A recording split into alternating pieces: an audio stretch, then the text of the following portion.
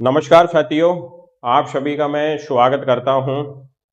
देखिए, आज की जो हमारी क्लास है बहुत ही ज़्यादा इम्पोर्टेंट होने वाली है। आज की क्लास में हम एक विशेष टॉपिक के बारे में चर्चा करेंगे और उस टॉपिक का नाम है एजेंसी। एजेंसी शब्द कई बार आपने सुना होगा कि फलानी परीक्षा के लिए फलानी एजेंसी का निर्धारण कर दिया है या इस काम को ये एजेंसी कर रही है। लेकिन यहाँ पर एजेंसी का मतलब कुछ दूसरा है। मैं नमन करता हूँ अपने माता पिता को, मैं नमन करता हूं गुरुजनों को, मैं नमन करता हूं मेरे मार्गदर्शकों को जिन्होंने मुझे इस बहुआयामी विषय का हिस्सा बनाया। मैं सोशोलॉजी का विद्यार्थी नहीं होता तो ये सारी चीजें कहां से पढ़ता। मैं तो एजेंसी का मतलब यही जानता कि राजस्थान लोक सेवा आयोग ने एक एजेंसी बनाई है जो पेपर छापने का काम करती है और जो पेपर आउट भी कर देती है। मुद्दे की बात करते हैं। देखो, मैं एक आपको छोटा सा एग्जाम्पल देता हूं, एक डायलॉग बताता हूं जिससे ये आज की क्लास है ना उसकी थीम समझ में आ जाएगी। एक संयुक्त परिवार होता है और संयुक्त परिवार में एक लड़का होता है जिसकी अभी अभी शादी हुई है। यूं मान लेते हैं लगभग 10-15 दिन पहले उसकी शादी हुई है। भाई, उसके 3 भाई भी होते हैं उससे बड़े, जिनकी ऑलरेडी शादी हो चुकी होती है। मतलब वो सबसे छोटा होता है। तो ये बात तो स्वाभाविक है कि 3 भाभी हैं और 3 भाई हैं। उसके 2 चाचा भी होते हैं, चाचा भी शादीशुदा होते हैं, मतलब 2 चाचियां भी होती हैं। एक ताऊ भी होता है, एक ताई भी होती है, मम्मी पापा दोनों होते हैं। और बुआ की लड़की भी उसी घर में रहती है, मामा के लड़के भी उसी घर में रहते हैं। मतलब पूरी तरीके से एक भरा पूरा परिवार होता है। नई नई शादी बच्चे की। अब भाई, अपनी पत्नी को इंप्रेस करना होता है। सारे लोग जब शादी होती है ना तो दुल्हन को इंप्रेस करने का काम करते हैं। पहले क्या होता था गांव में, हम तो सुनते हैं ये सारी चीजें, ये सत्य घटना है, मैं सत्य बात बता रहा हूं। एक भाई साहब है जो सुना रहे थे कि यार, जब मेरी शादी हुई तो तेरी भाभी ने डिमांड करी कि आज मुझे बर्फी खाने का मन कर रहा है। ठीक है ना। अब मैं बर्फी कैसे लाऊं, क्योंकि उसका भी ऐसा ही माहौल परिवार का। तो मैं छुपा के कैसे बर्फी ला सकता हूं। तो फाइनली क्या किया कि उसने संघर्ष किया। मैंने कहा भाई साहब, फिर आप बर्फी कैसे लाए बताओ। उसने कहा कि यार, हम दीपक जलाते हैं ना, वहां पे खाली अगरबत्तियों के पैकेट होते हैं। पहले क्या होता था, मतलब हम भी ऐसे ही करते थे कि जैसे खाली माचिस हो जाए होती थी ना, माचिस की डिब्बियां, उनको फेंकते नहीं थे, सजा देते हैं। उसने कहा कि खाली अगरबत्तियों के कई पैकेट हमारे घर में रखे हुए थे। मैं 2 पैकेट है जो ले गया खाली अगरबत्ती के पैकेट में, बर्फी के पीसों को सेट करके ले आया। और मेरी किस्मत अच्छी थी कि जहां जो दीपक जलता है ना, वो झरोका मेरे रूम के जस्ट बगल में था। अब मैं जैसे ही उन अगरबत्तियों के पैकेट को लाया, देखा सबने, लेकिन उन्होंने क्या सोचा कि ये अगरबत्ती लेके आया है। और मैंने बर्फी ले जाके तेरी भाभी को दे दी। तेरी भाभी है जो प्रश्न। अब पता है एजेंसी क्या होती है। इतनी विकट परिस्थिति होने के बावजूद भी सारे फैक्टर उसके अनुकूल नहीं थे। बहुत सारा दबाव उसके ऊपर था। चाहे वो नैतिकता का दबाव था, चाहे वो सोशल वैल्यूज का दबाव था। उसके बावजूद मैं तेरी भाभी को बर्फी लाने में सफल रहा। मतलब मैंने इन दबाव के बावजूद भी डिसीजन लिया। मैंने इन दबाव के बावजूद भी अपनी उत्कृष्ट कार्यशैली का प्रदर्शन किया। That is agency. इसे ही हम कहते हैं एजेंसी। समाज शास्त्र बहुत प्यारा सब्जेक्ट है, अगर इसको कोई प्यार से पढ़ाने वाला और कोई पढ़ने वाला हो। यहां पर देखो, अब मैंने जो आपसे कही है ना, वही किताबी लैंग्वेज में सुन लो।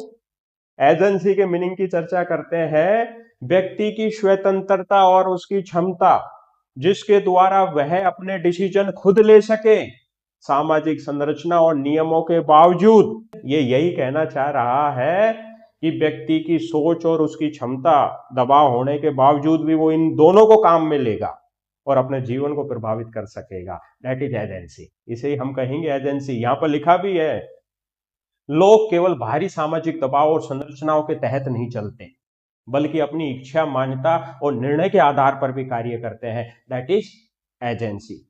मैं अभी कल परसों एक फिल्म देख रहा था, झूठ बोले कौवा काटे। उसमें मिस्टर अनिल कपूर जी थे, है ना। स्वर्गीय अमरीशपुरी साहब भी थे, जो एक्ट्रेस थी, अभिनेत्री आदरणीय जूही चावला जी थी, ठीक है ना, अनुपम खेर साहब भी थे उसमें। वो झूठ बोलकर मिस्टर अनिल कपूर जी जूही चावला के घर रहते हैं।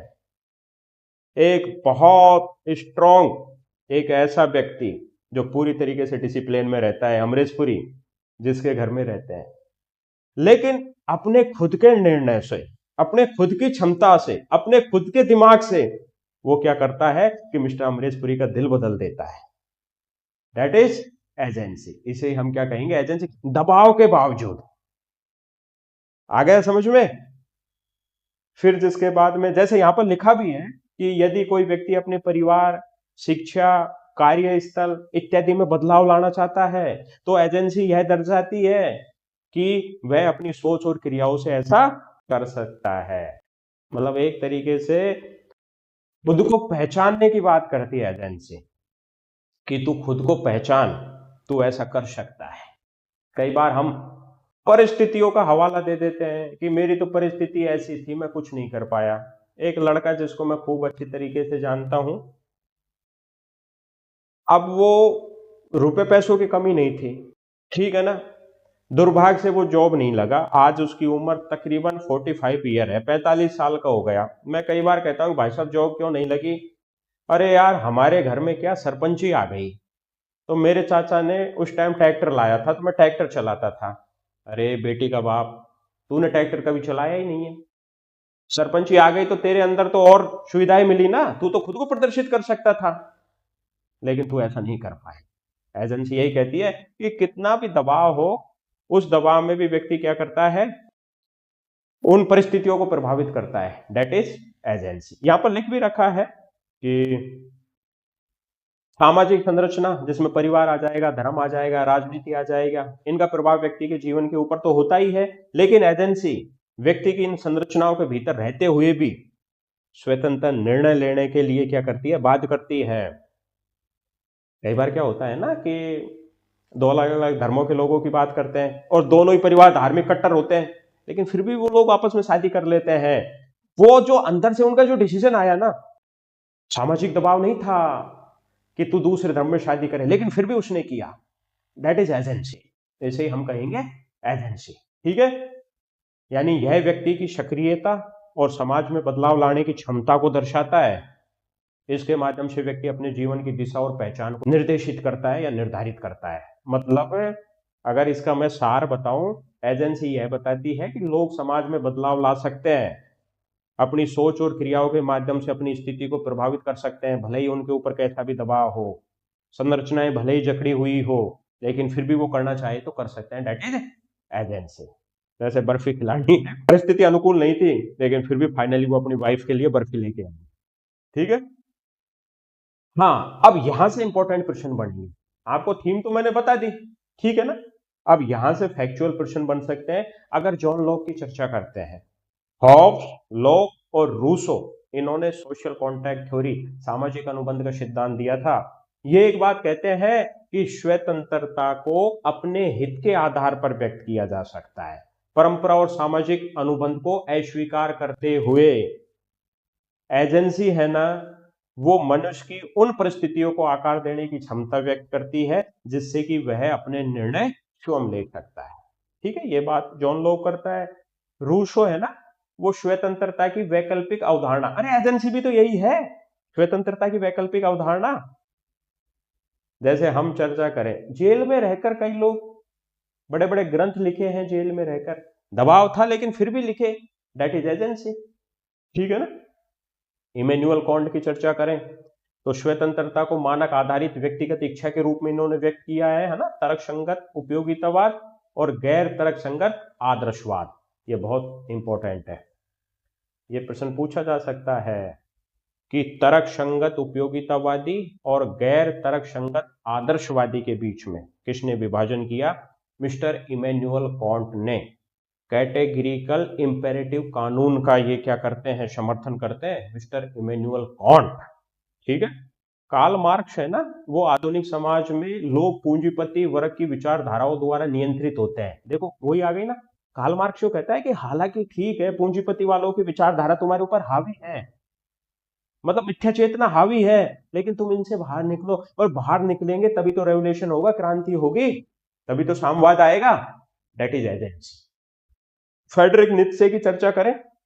मिस्टर नित्से है ना, वो मनुष्य अपनी स्वार्थ इच्छा, बहुत इंपॉर्टेंट है, प्रश्न पूछा गया है, ठीक है ना, ये नेट की परीक्षा में प्रीवियस ईयर में पूछा है। मनुष्य की स्वार्थ इच्छा या सत्ता की इच्छा के आधार पर कोई विकल्प ढूंढता है, दैट इज एजेंसी, ठीक है।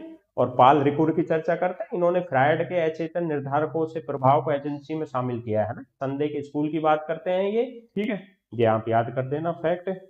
फिर जिसके बाद में, हाँ ये बहुत इंपॉर्टेंट है, यहां से भी प्रश्न बन सकता है। एक व्यक्ति जिनका नाम मार्टिन हैवसन, मिस्टर मार्टिन हैवसन ने एजेंसी को 3 भागों में वर्गीकृत किया है। ध्यान रखना, जो पहला वर्गीकरण है वो भाई साहब इंडिविजुअल एजेंसी यानी व्यक्तिगत एजेंसी, प्रॉक्सी एजेंसी और कलेक्टिव एजेंसी, ठीक। व्यक्तिगत एजेंसी जब एक व्यक्ति अपनी ओर से कार्य करता है, मतलब स्वयं डिसीजन लेता है, दैट इज इंडिविजुअल एजेंसी, ठीक है ना। और प्रॉक्सी एजेंसी जब एक व्यक्ति किसी और के द्वारा निर्देशित होता है या किसी और के अंडर में काम करता है। जैसे हम नियोक्ता की बात करते हैं, नियोक्ता का मतलब क्या होता है कि कर्मचारी होता है नियोक्ता का मतलब। जैसे कोई कंपनी में, रिलायंस कंपनी में लोग काम करते हैं, अब भाई पूरे डिसीजन अनंत अंबानी, अनिल अंबानी थोड़ी लेगा, मुकेश अंबानी वगैरह थोड़ी लेंगे, कर्मचारी भी लेंगे ना, तो किसी के अंडर में फिर डिसीजन लेना, दैट इज प्रॉक्सी। और सामूहिक जब सारे लोग मिलकर कार्य करते हैं, जैसे सामाजिक आंदोलन या सामूहिक प्रयास, ये कलेक्टिव में आ जाएंगे, ये इंपॉर्टेंट है। मार्टिन हैवसन इंडिविजुअल एजेंसी, प्रॉक्सी एजेंसी और जिसके बाद में कलेक्टिव एजेंसी, ठीक है। और ध्यान रखना, ये 3 गुणों की बात करते हैं या 3 फैक्टर की बात करते हैं कि जिनके द्वारा एजेंसी का जन्म होता है। जैसे सबसे पहले ये जानबूझकर, है ना, एजेंसी का निर्माण जानबूझकर होता है या एजेंसी का निर्माण शक्ति के द्वारा होता है, इंटेंशनली, है ना। कई बार क्या होता है ना कि इंटेंशन होता है कि हमें ऐसा करना है ना, तो एक तो जानबूझकर हो गया, एक पावर हो गई, एक रैशनैलिटी हो गई। तो ध्यान रखना, जानबूझकर में तो ये लक्ष्य उन्मुख होते हैं, है ना, मनुष्य अपने कार्यों और इरादों से एजेंसी का निर्माण करता है, ठीक है, उसका इंटेंशन छुपा रहता है। और फिर पावर, मतलब व्यक्ति में अलग अलग क्षमता होती है कुछ करने की, तो उस क्षमता के अनुसार ही वो करता है, बदलाव करता है, दैट इज पावर। और व्यक्ति एक तरीके से बुद्धि और विवेक का प्रयोग करता है, दैट इज रैशनैलिटी। तो ये 3 तरीके से, इंटेंशनलिटी, पावर और रैशनैलिटी, है ना, ये तो 3 हो गए। और जिसके बाद में 3 प्रकार हो गए, इंडिविजुअल, प्रॉक्सी और कलेक्टिविटी। ये लो साहब। एक साथियों अमेरिकन जर्नल ऑफ सोशियोलॉजी है ना, इन्होंने एजेंसी को एक स्थायी अंतर्निहित प्रक्रिया बताया है। और एजेंसी में इन 3 तत्वों की बात की है इसमें। सबसे पहले ये रिपीटेशन की बात करते हैं, प्रोजेक्टिविटी की बात करते हैं और प्रैक्टिकल एविडेंस की बात करते हैं, ठीक।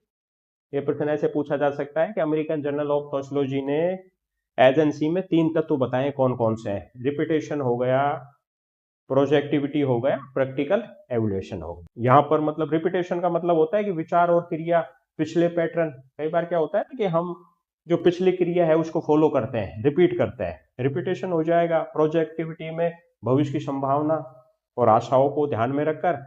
और प्रैक्टिकल का मतलब होता है कि वर्तमान स्थिति के आधार पर हम क्या करते हैं, डिसीजन लेते हैं। ये याद कर लेना, मार्टिन हैवसन ने 3 भागों में वर्गीकृत किया है, ये याद कर लेना। जन्म के लिए उत्तरदायी कारक, मिस्टर मार्टिन हैवसन ने एजेंसी के जन्म के लिए 3 कारक बताए, है ना, जानबूझकर, शक्ति और तर्कसंगता। और जिसके बाद में इसमें जो इंपॉर्टेंट है ना, एक तो इमैनुअल कांट का है, तर्क संगत उपयोगितावादी और गैर तर्क संगत आदर्शवादी, एक ये याद कर देना, एक फ्रेडरिक नित्से वाला याद कर लेना, ठीक है। और एक संदेह स्कूल, पाल रिकुर, ये भी इंपॉर्टेंट है। ये लो साहब, आपका जो एजेंसी है वो एजेंसी वाला चैप्टर कंप्लीट हो जाता है। मतलब इसको मैं समराइज करूँ ना, सामाजिक संरचना है ना जो व्यक्ति को जकड़े रहती है, ठीक है। सामाजिक संरचना व्यक्ति को जकड़े रहती है, चाहे मूल्य जकड़े रहें, या मानदंड जकड़े रहें, या परंपरा प्रथाएं जकड़े रहें, या पैटर्न जकड़े रहें, या कस्टम जकड़े रहें, या रिचुअल्स जकड़े रहें, या टोटम जकड़े रहें, इन सारी संरचनाओं के बावजूद भी व्यक्ति क्या करता है, खुद के डिसीजन खुद लेता है और उन डिसीजनों से कुछ बदलाव करने की कोशिश करता है। That is agency. ठीक है ना? इसे ही हम क्या कहेंगे, एजेंसी कहेंगे। बाकी अच्छे से मेहनत करें, मेरी शुभकामना है। माँ शारदा आपकी प्रत्येक मनोकामना पूर्ण करें। Thank you.